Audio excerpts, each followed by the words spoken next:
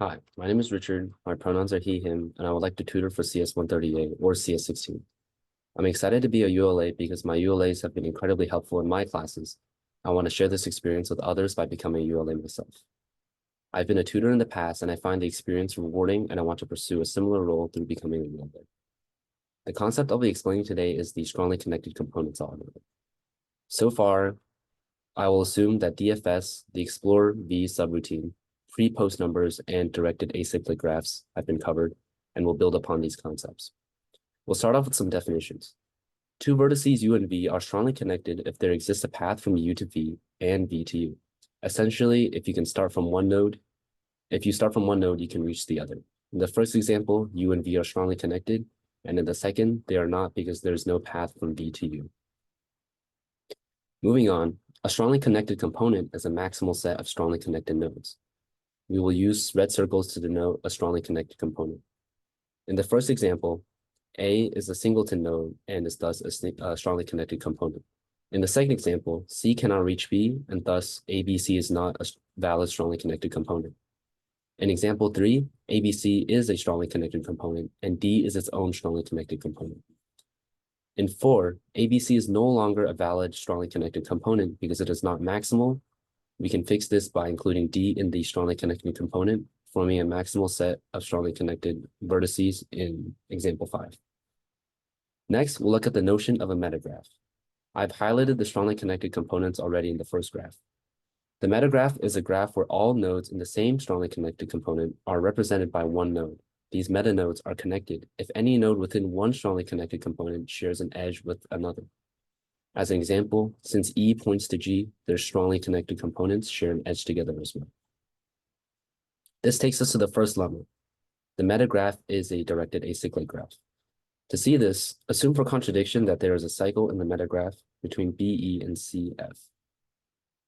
Then we would be able to combine them into one strongly connected component since we can move freely between them, contradicting that the original metagraph was valid. This is true for any metagraph, and thus there cannot be a cycle. Next, we'll look at the Explore V subroutine. Explore V terminates when all nodes reachable from V have been visited. If we have 3 sets of strongly connected components, as an example, S, S prime, and S double prime, Explore on V will explore every node in S since it is strongly connected, and stop because there are no outgoing edges from S, and thus it is a sync node.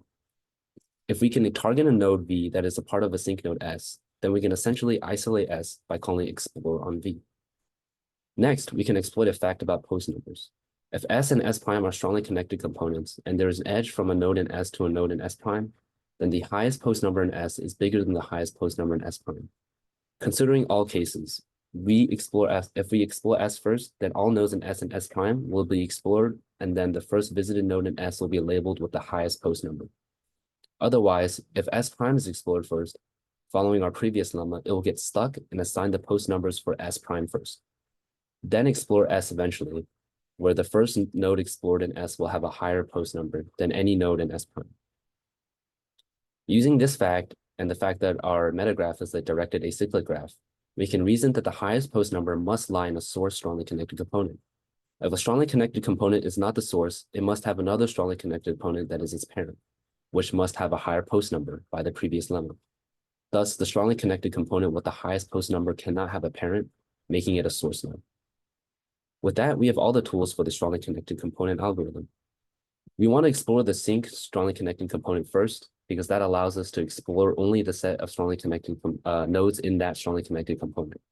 But our post order trick only locates source nodes, not sync nodes.